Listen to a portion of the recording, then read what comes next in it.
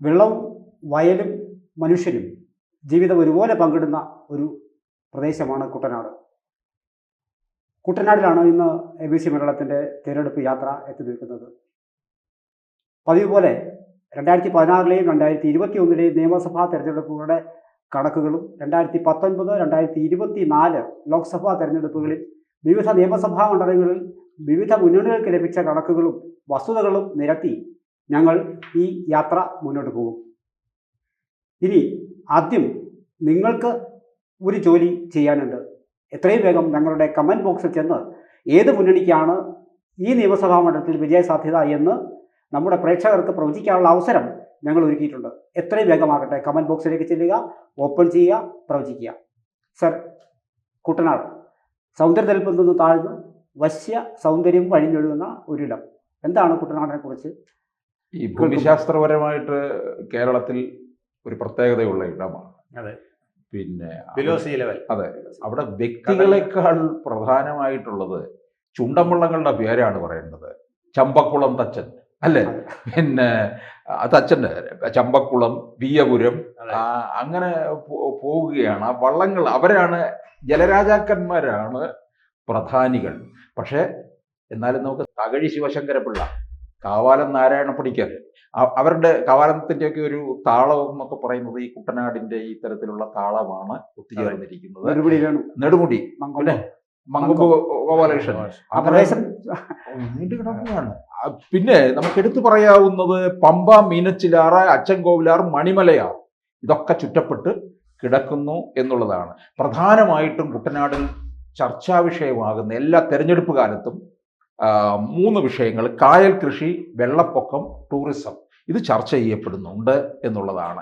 ചമ്പക്കുളം, എടത്വ, കൈനകരി, കാവാലം, മുട്ടാർ, നെടുമുടി, നീലംപേരൂർ, പുളിങ്കുന്ന്, രാമങ്കരി, തകഴി, തലവടി, ഇത്രയും പഞ്ചായത്തുകൾ ചേർന്നതാണ് കുട്ടനാട് നിയമസഭാ മണ്ഡലം. ഇവർക്ക് മിക്ക ഗ്രാമക്കാർക്കും മിനിമം ഒരു വള്ളം ഉണ്ടായിരിക്കും. നമുക്കിവിടെ പറഞ്ഞാൽ ചുണ്ടൻവള്ളം നാട്ടുകാരുടെ വകയായിട്ട് അതിൽ വലിയ അഭിമാനികളാണ്. ഇനിയിപ്പോ അവിടെ ജലയുദ്ധം നടക്കുന്നത് പോലെ തന്നെ പ്രധാനമാണ് ഈ രാഷ്ട്രീയത്തില്. പിന്നെ ഓർക്കണം, ആലപ്പുഴ ജില്ലയിലല്ലേ വിപ്ലവ വീര്യത്തിന്റെ മണ്ണ് ഉറങ്ങുന്ന ഇടമാണ്. അവിടെ കുട്ടനാട്ടിലെ രാഷ്ട്രീയത്തിന് വേറൊരു പ്രത്യേകതയുണ്ട്. ഘടകകക്ഷികളാണ് എപ്പോഴും പ്രാധാന്യം നൽകുന്നത്. പക്ഷെ ആലപ്പുഴ ജില്ലയിലാണെങ്കിലും ഇത് മാവേലിക്കര ലോക്സഭാ മണ്ഡലമാണ്. അങ്ങനെ ഒരു പ്രത്യേകത കൂടി ഉണ്ടെന്നുള്ളതാണ്. അതെ അതെ. ഇതിന്റെ രാഷ്ട്രീയമായ ഒരു ഇത് നോക്കിക്കഴിഞ്ഞാൽ 1965-ൽ ഈ മണ്ഡലം രൂപീകൃതമായപ്പോൾ മുതൽ കേരള കോൺഗ്രസിന്റെ ഒരു കുത്തകയാണ് അത്. ജോൺ തോമസ് ആണ് കേരള കോൺഗ്രസിന്റെ 1965-ലെ തിരഞ്ഞെടുക്കപ്പെട്ട ആള്. അന്ന് സാർ പറഞ്ഞ പോലെ അസംബ്ലിയിൽ എത്തിയെങ്കിലും അവിടെ പ്രവർത്തനം നടത്താൻ പറ്റിയില്ല. ഇടയ്ക്ക് ഒരു 67-ലെ RSPയുടെ കഴിച്ചാൽ 65 മുതൽ 2006 വരെയും കേരള കോൺഗ്രസ് ആയിരുന്നു എന്ന് പറയാം. കാരണം ഡോക്ടർ KC ജോസഫാണ് അതിൽ ഏറ്റവും കൂടുതൽ കാലം, 5 പ്രാവശ്യം. 1982 മുതൽ 2006 വരെ അദ്ദേഹത്തിന്റെ കയ്യിലായിരുന്നു ഈ മണ്ഡലം. 2006 മുതൽ 2011-16 വരെ NCPക്ക് ഇത് പോയി. തോമസ് ചാണ്ടിയുടെ കയ്യിലായിരുന്നു ആ ഈ മണ്ഡലം. കായൽ കയ്യേറ്റമൊക്കെ അതെ ഉണ്ടായതും കായൽ രാജാവ് എന്ന് വേണമെങ്കിൽ പറയാവുന്ന തോമസ്. പിന്നെ ഒരു പൊതുവെ ഒരു പേരുദോഷമുണ്ട് ഈ കുട്ടനാടിന് അല്ലേ, പെയ്ഡ് സീറ്റ് എന്നുള്ള. അതെ അതെ, പലപ്പോഴും പെയ്ഡ് സീറ്റ് ആയിട്ടാണ് അത് അറിയപ്പെടുന്നത്. ഒരു ആരോപണം അങ്ങനെയുണ്ട്. അങ്ങനെ ഒരു ആരോപണം പലപ്പോഴും ഉണ്ടാവാറുണ്ട്. അത് കഴിഞ്ഞിട്ട് ഇപ്പോൾ 2021-ൽ അദ്ദേഹത്തിന്റെ മരണം, തോമസ് ചാണ്ടിയുടെ മരണം കാരണം അദ്ദേഹത്തിന്റെ സഹോദരൻ തോമസ് K. തോമസ് ആണ് ഇപ്പോൾ അവിടെ ആ മണ്ഡലം പിടിച്ചെടുത്തിരിക്കുന്നത്. വലിയ ഭൂരിപക്ഷമൊന്നുമില്ല, 5516 വോട്ടിന്റെ ഭൂരിപക്ഷം. അതെ അതെ, 5000-ന് അടുപ്പിച്ച് വോട്ടിന്റെ ഭൂരിപക്ഷമുള്ളൂ. 2016 നോക്കിക്കഴിഞ്ഞാൽ തോമസ് ചാണ്ടി എന്ന് 2016-ൽ 50,114 വോട്ടാണ് നേടിയത്. UDF-ല് ഘടകകക്ഷിക്ക് അല്ലേ കൊടുത്തിരിക്കുന്നത്? UDF-ലും കേരള കോൺഗ്രസ് മാണിക്ക്, അന്ന് കേരള കോൺഗ്രസ് മാണി അവരുടെ കൂടെയായിരുന്നു. അതുകൊണ്ട് കേരള കോൺഗ്രസ് മാണിക്കാണ് കൊടുത്തത്. ജോസഫിലേക്കാണ് പിന്നീട് ജോസഫിന് കിട്ടി. അഡ്വക്കേറ്റ് ജോസ് എബ്രഹാം കേരള കോൺഗ്രസ് അദ്ദേഹമാണ് കൂടെ മത്സരിച്ചത്. അദ്ദേഹത്തിന് 45,223.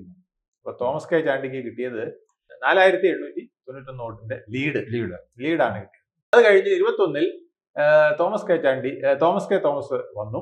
അദ്ദേഹത്തിനും 5516 വോട്ടിന്റെ ഭൂരിപക്ഷമേ ഉള്ളൂ. 57,379 വോട്ടും. എതിരായിട്ട് നിന്ന ജോൺ എബ്രഹാം, വീണ്ടും അദ്ദേഹം തന്നെയാണ് കേരള കോൺഗ്രസ് ജോസഫ് ഗ്രൂപ്പിന്റെ ആളായിട്ടാണ് നിന്നത്. അദ്ദേഹത്തിന് 51,863 വോട്ട്. കേരള കോൺഗ്രസിന്റെ കുത്തക ശരിക്കും അവസാനിപ്പിച്ചത് NCP ആണെന്ന് വേണമെങ്കിൽ പറയാം. 2016-ൽ തോമസ് കെ ചാണ്ടി വന്നതോടുകൂടിയാണ്, തോമസ് ചാണ്ടിയുടെ കുവൈറ്റ് ചാണ്ടി എന്നറിയപ്പെടുന്ന തോമസ് ചാണ്ടിയാണ്, കുവൈറ്റ് ചാണ്ടി എന്നുള്ളതാണ് അദ്ദേഹത്തിന് കൂടുതൽ അറിയപ്പെടുന്നത്. അദ്ദേഹം കുവൈറ്റ് പണവും ഒക്കെ ആയിട്ട് വന്ന് ഈ മണ്ഡലം പിടിച്ചടക്കാനായിട്ടൊരു ശ്രമം നടത്തി. അന്ന് മുതലാണ് CPM-ന് അല്ലെങ്കിൽ LDF-ന് ഈ മണ്ഡലത്തിൽ ഒരു സേ വന്നത്. അങ്ങനെ ആദ്യമായിട്ട് LDF-കാർ വളരെ കാര്യമായിട്ട് ഈ മണ്ഡലം പിടിമുറിക്കുന്നതാണ്. 2016-ലും അത് കഴിഞ്ഞിട്ട് 2021-ലും അവർക്ക് തന്നെ കിട്ടി. പക്ഷെ 2021-ൽ ഇദ്ദേഹത്തിന്റെ മരണമുണ്ടായതുകൊണ്ട് തോമസ് കെ ചാണ്ടി അല്ല, തോമസ് കെ തോമസ് എന്ന സഹോദരനാണ് മത്സരിച്ചത്. അതായത് സാർ ഇതിനകത്തൊരു രാഷ്ട്രീയം കൂടി ഉള്ളതെന്ന് പറയുന്നത് നമുക്ക് ശ്രദ്ധിച്ചാൽ അറിയാം. 2006-ൽ തോമസ് ചാണ്ടി വിജയിച്ചിരിക്കുന്നത് DIC-K ആണ്. അതൊരു തവണ അദ്ദേഹം വിദേശത്തു നിന്ന് വന്ന് രാഷ്ട്രീയത്തിലേക്ക് വരുന്നതിന് അവർ ലോഞ്ച് ചെയ്തിരിക്കുന്നത് അത് കർണാടകൻ കോൺഗ്രസ് വിട്ടുപോയി DIC ഉണ്ടാക്കുന്ന സമയത്ത്. അതുവഴിയാണ് അദ്ദേഹം ആ കാലത്താണ് ഇതൊരു ഈ പേയ്മെന്റ് സീറ്റ്. ഡിക്കിന് അന്ന് സാമ്പത്തിക പ്രതിസന്ധി ഒത്തിരി ഉണ്ടായിരുന്നു. പുതിയ പാർട്ടിയാണ്, അപ്പൊ പ്രവർത്തനത്തിന് പണം വേണം. അപ്പൊ അങ്ങനെ നോക്കിയപ്പോഴാണ് പണം നൽകാൻ ഒരാളുണ്ട്, പക്ഷെ ഒരു സീറ്റ് കൊടുക്കണം. അങ്ങനെയാണ് കുട്ടനാട് സീറ്റ് കൊടുത്ത് തോമസ് കെ ചാണ്ടിയെ പിടികൂടും. പക്ഷേ ഇപ്പോൾ ഈ LDF ഈ സീറ്റ് ഏറ്റെടുക്കാനായിട്ട് അല്ല CPM തയ്യാറെടുക്കുന്നുണ്ട്. കാരണം NCP ഇല്ലാതാക്കുമെന്നൊരു സംശയം ഉണ്ട്. NCPക്ക് 2 സീറ്റല്ലേ ഉള്ളത്. പ്രസക്തി നഷ്ടപ്പെട്ടിരിക്കുകയാണ്. ഒന്ന് ശശീന്ദ്രനെ ഇനിയിപ്പോൾ നിർത്തും എന്ന് തോന്നുന്നില്ല. അത് അതിനെതിരെ മുറവിളികൾ തുടങ്ങി കഴിഞ്ഞു. ആലത്തൂർ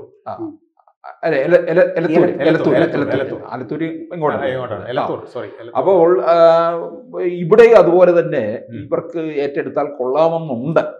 കാരണം നമ്മൾ പലപ്പോഴും ചർച്ച ചെയ്തിട്ടുള്ളതാണ് ഈ ഘടകകക്ഷികളെ CPM ഒരു വിഴുങ്ങാനുള്ള സാധ്യത കൂടുതലാണെന്നുള്ളത്. അതിപ്പോ ഇന്ത്യയിൽ മൊത്തത്തിലൊരു ടെൻഡൻസി അങ്ങനെയുണ്ട്. ചെറിയ കക്ഷികളുടെ പ്രസക്തി നഷ്ടപ്പെട്ടുകൊണ്ടിരിക്കുകയാണ്. ദേശീയ തലത്തിലും അങ്ങനെ തന്നെയാണ്. ഇനി സാവകാശത്തിൽ കേരളത്തിലും അങ്ങനെ വരും. നമുക്ക് പ്രേക്ഷകർക്ക് വേണ്ടി പെട്ടെന്നൊരു ഓട്ടപ്രദക്ഷിണം അത് വച്ചു കഴിഞ്ഞാൽ 2016-ലെ 2021-ലെയും കണക്കുകൾ ഒന്ന് വളരെ പെട്ടെന്ന് പറഞ്ഞു പോകാം. 2016-ൽ പോൾ ചെയ്തത് 78.8%, 2021-ൽ അത് 74% വോട്ട് കുറേ ആൾക്കാരുടെ ഒരു സ്വഭാവം പറയുകയാണ് കുട്ടനാട് ദേശക്കാരുടെ. അത് വിജയിച്ച സ്ഥാനാർത്ഥി തോമസ് ചാണ്ടിക്ക് അന്ന് 38.5% വോട്ട് ലഭിച്ചിരുന്നെങ്കിൽ തോമസ് കെ തോമസ് എത്തിയപ്പോഴത്തേക്കും എനിക്കൊന്ന് ആ ഒരു ആനുകൂല്യമൊക്കെ കിട്ടിയിരുന്നു മരണപ്പെട്ടതിന് ശേഷമുള്ള. അത് 45.67 ആയിട്ട് മാറുന്നു. ലേശം ഒന്ന് ഭൂരിപക്ഷത്തിൽ വർധന ഉണ്ടായിരുന്നു. 4,893 എന്നുള്ളത് പറയുന്നത് 2021-ലേക്ക് വരുമ്പോൾ 5,516 മാറുന്നു. അവിടെ നമ്മൾ ശ്രദ്ധിക്കപ്പെടുന്ന കാര്യം എന്ന് പറയുന്നത് രണ്ടാം സ്ഥാനത്ത് വന്ന അഡ്വക്കേറ്റ് ജേക്കബ് എബ്രഹാമിന് 45,000-ൽ പരം വോട്ടുകളാണ് അന്ന്. മോശമല്ല എന്നാണ് ഞാൻ പറഞ്ഞു വരുന്നത്, കണക്കുകൾ ചൂണ്ടിക്കാണിച്ച്. പിന്നെ അത് വീണ്ടും 21-ലേക്ക് വരുമ്പോൾ അഡ്വക്കേറ്റ് ജേക്കബ് എബ്രഹാമിന് 51,863, വളരെ ഒരു 5,000 വോട്ടിന്റെ ഭൂരിപക്ഷമായിട്ട് മറിക്കാവുന്ന ഒരു സംഭവമാണ്. ഇനിയും നമ്മൾ ശ്രദ്ധിക്കേണ്ട കാര്യം എന്ന് പറയുന്നത് തേർഡ് പ്രൈസ് വന്നിരിക്കുന്നത് BDJS-ന്റെ 2 തവണയും 21-ലും 16-ലും BDJS ആണ്. അതിൽ 2016-ൽ 33,000-ൽ പരം വോട്ടുകളാണ് BDJS. നമ്മൾ പല മണ്ഡലങ്ങൾ നോക്കുമ്പോൾ BDJS-ന് നിസ്സാരമായ വോട്ടുകളൊക്കെയാണ് ലഭിക്കുന്നത്. പക്ഷേ ഇവിടെ അങ്ങനെ അല്ല. വീണ്ടും അത് കുറഞ്ഞെങ്കിൽ കൂടിയും 15,000-ഓളം വോട്ടുകൾ അടുത്ത തവണ അവർ പിടിച്ചിട്ടുണ്ട്. അത് ഞാൻ പറഞ്ഞല്ലോ, അപ്പോഴുള്ളൂ ഈ സഹതാപത്തിൻ്റെ ഒരു മേമ്പൊടി കൂടെ ഉണ്ടായിരുന്നു. അതുകൊണ്ടായിരിക്കും അതവിടെ പോയത്. വോട്ടുകൾ പലപ്പോഴും അങ്ങോട്ട് മറിഞ്ഞു പോകാനുള്ള സാധ്യതയുണ്ട്. എങ്കിൽ പോലും BDJS-ന് ലേശമൊന്ന് സ്വാധീനമുള്ള അപൂർവം ചില മണ്ഡലങ്ങളിൽ ഒന്നാണ് എന്ന് ഇത് നമുക്ക്. ഇടയ്ക്ക് BJP ഷോൺ ജോർജിന്റെ പേര് ഇവിടെ പറയുന്നുണ്ടായിരുന്നു. ഇവിടെയോ? പറഞ്ഞിട്ടിരുന്നു. ഓക്കെ. ക്രൈസ്തവ വോട്ടുകൾ ഉണ്ട് അവിടെ. ക്രൈസ്തവ വോട്ടുകളുണ്ട്. അത് BJP പക്ഷേ വോട്ട് കിട്ടുന്നുണ്ട്. ഇപ്പം BDJS വഴിയാണ് എന്നുള്ളതാണ്. ഇപ്പൊ BDJS-ന് വേണ്ടി മാറ്റി വെച്ചിരിക്കും മണ്ഡലം എന്നുള്ളതാണ്. അതെ. ലോക്സഭയിലേക്ക് വരുമ്പോൾ സാർ 2019-ലെയും 2024-ലെയും ഇത് മാവേലിക്കര ലോക്സഭാ മണ്ഡലത്തിന്റെ പരിധിയിൽ പെടുന്നതാണ് കുട്ടനാട് നിയമസഭാ മണ്ഡലം. അപ്പോൾ ആലപ്പുഴ ജില്ലയിലുമാണ്. ആലപ്പുഴ ജില്ലയിലുമാണ്. ജില്ലയിലാണ്. അപ്പോൾ ഈ മണ്ഡലത്തിൽ മാവേലിക്കര ലോക്സഭാ തെരഞ്ഞെടുപ്പ് 19-ലും 24-ലും നടക്കുമ്പോൾ അതിൽ കുട്ടനാട് നിയമസഭയിൽ ലഭിച്ച വിവിധ മുന്നണികൾക്ക് ലഭിച്ച വോട്ടുകളാണ് ഇനി പറയുന്നത്. അതിനകത്ത് UDF അന്ന് ലഭിച്ചിരുന്നത് 44.4% വോട്ട് ലഭിച്ചപ്പോൾ 55,253 വോട്ടുകൾ ലഭിച്ചു. അത് LDF വന്നപ്പോഴത്തേക്കും അത് 42.3 ആവുന്നു, 52,630 വോട്ടുകൾ. ആ 2019-ൽ NDAക്ക് ലഭിച്ചിരുന്നത് 11.6 ആണ്, 14,476 വോട്ടുകൾ NDAക്ക് ലഭിച്ചിരുന്നു. ഒരുപക്ഷെ BDSന്റെ വോട്ടുകൾ നോക്കാൻ ഏതാണ്ട് ഒത്തുപോകുന്നുണ്ട്. ഇത് 24-ലേക്ക് വന്നപ്പോൾ UDF 44-19 നേടിയത് 24-ലേക്ക് വരുമ്പോൾ 42 കുറയുകയാണ് ചെയ്യുന്നത്. 45,736 വോട്ടുകളായി കുറയുന്നു. അത് നമ്മൾ ശ്രദ്ധിക്കേണ്ടതെന്ന് പറയുന്നത് കഴിഞ്ഞ 19-ലെ ലോക്സഭാ തെരഞ്ഞെടുപ്പിനെ അപേക്ഷിച്ച് നോക്കുമ്പോൾ 10,000-ഓളം വോട്ടുകൾ UDF കുറവാണ് അവിടെ വരുന്നത്. ഇനി LDF വരുമ്പോൾ 44,865 വോട്ടുകൾ, LDF 41.2% ലഭിച്ചിരുന്നു. അവർക്കും 19-ലെ അപേക്ഷിച്ച് നോക്കുമ്പോൾ കുറവാണ് വന്നിരിക്കുന്നത്. അവിടെ സംഭവിച്ചതെന്ന് പറഞ്ഞാൽ 11.6 19-ലുണ്ടായിരുന്ന NDAക്ക് അവിടെ നില മെച്ചപ്പെടുത്താൻ കഴിഞ്ഞു. അത് 14.3 വർദ്ധിച്ചു. അതായത് നമ്മൾ ഈ പറഞ്ഞു വരുന്നത് മൂന്നാം മുന്നണി എന്നുള്ള രൂപത്തിൽ BDSന് ഒരു പ്രാമുഖ്യം അവിടെ ഉണ്ട്. വലിയ തോതിൽ വോട്ട് അവർക്ക് ചോർന്ന് പോകാത്ത ഒരു സ്വാധീനം താഴെത്തട്ടിൽ അവർക്കുണ്ടെന്നാണ് ഇത് കാണാൻ ഈ കണക്കുകൾ കാണുന്നത്. എന്നാൽ 25-ലെ തദ്ദേശ സ്വയംഭരണത്തിന്റെ തെരഞ്ഞെടുപ്പിന്റെ റിസൾട്ട് നോക്കുമ്പോൾ, അതിൽ പഞ്ചായത്തുകൾ തമ്മിലുള്ള കൂട്ടി നോക്കുമ്പോൾ UDFന് 45,760 വോട്ടാണ് കിട്ടിയിരിക്കുന്നത്. LDFന് 48,824 വോട്ട്. അപ്പോൾ LDFനാണ് ലീഡ്. 3,064 വോട്ടിന്റെ ലീഡുണ്ട്. NDA അവിടെ 22,409 വോട്ട്, അത് BJPക്ക്. 22,409 വോട്ട്, ഏകദേശം 22-ൽ മേൾ, 22.5 ആയില്ല. BJPക്ക് ഇത്തവണ വോട്ട് വിഹിതം വർദ്ധിപ്പിക്കാവുന്നേ ഉള്ളൂ. ശ്രമിച്ചാൽ വോട്ട് വിഹിതം വർദ്ധിപ്പിക്കാവുന്നതേ ഉള്ളൂ. ഒരു ക്രിസ്ത്യൻ കാൻഡിഡേറ്റും കൂടെ ഒക്കെ ആണെങ്കിൽ ഒരു പക്ഷേ ചിലപ്പോൾ അവിടെ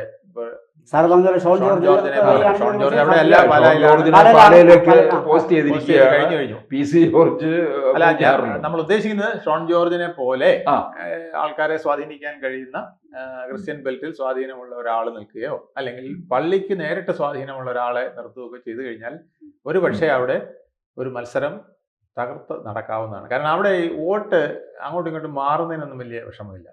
ഇപ്പോൾ കേരള കോൺഗ്രസിന്റെ കുത്തകയായിരുന്ന സ്ഥലത്ത് തോമസ് ചാണ്ടി വന്നിട്ട് ഇമ്മീഡിയറ്റ് ആയിട്ട് അത് NCPക്കായിട്ട് മാറ്റാൻ അദ്ദേഹത്തിന്റെ വ്യക്തിപരമായ ചില ബന്ധങ്ങളും പിന്നെ കുറച്ച് പണത്തിന്റെ കൊഴുപ്പും എല്ലാം ഉണ്ട്. എന്തായാലും അവിടെ അത്തരത്തിൽ മാറ്റാൻ സാധിച്ചു. അത് LDFന്റെ കുറേ വോട്ടും കൂടെ അദ്ദേഹത്തിന് വീണത് കൊണ്ടാണ്.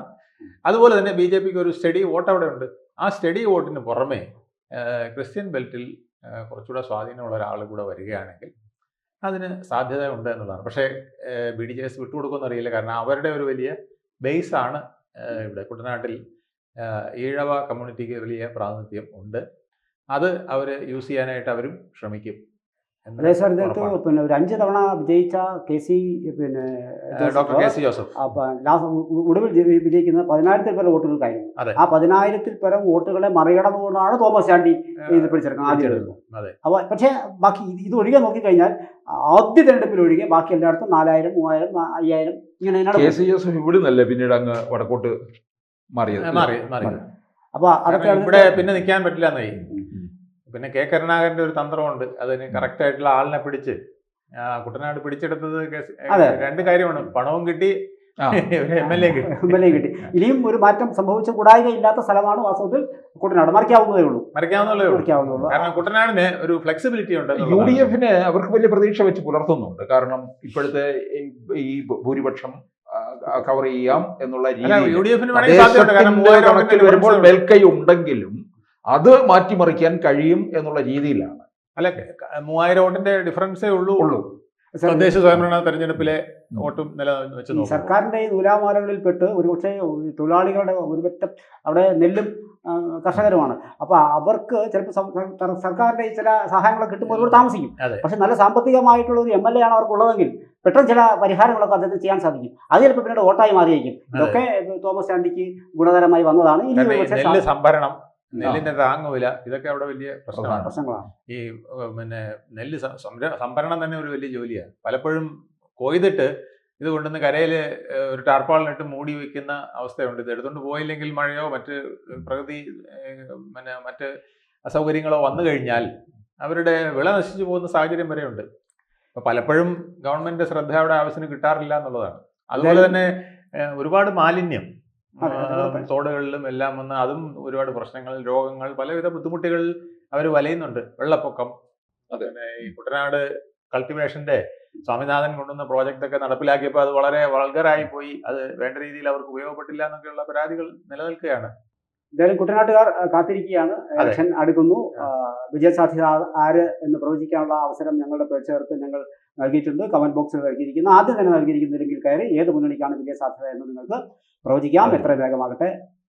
കൂടുതൽ വാർത്തകളും വിശേഷങ്ങളും നിങ്ങളിലേക്ക് എത്താൻ ABC മലയാളം സബ്സ്ക്രൈബ് ചെയ്യുക, ബെൽ ബട്ടണും അമർത്തുക.